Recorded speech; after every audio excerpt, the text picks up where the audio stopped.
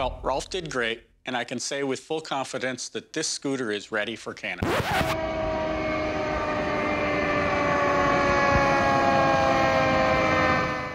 Well, this didn't go as planned. Out on a weekend fun ride about 10 miles from my home, Rolf lost power, and then I was thrown a little sideways as I heard a very large blast that sounded like a shotgun. I quickly realized it was the sound of a fire igniting. My scooter is on fire. I got it to the side of the road, and some passing bicyclists sacrificed their water bottles to help me put it out.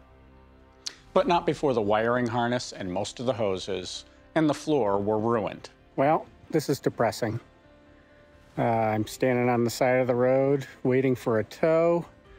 Had an engine fire in Rolf the Cannonball bike, and I think Cannonball, for this scooter at least, is those dreams are over.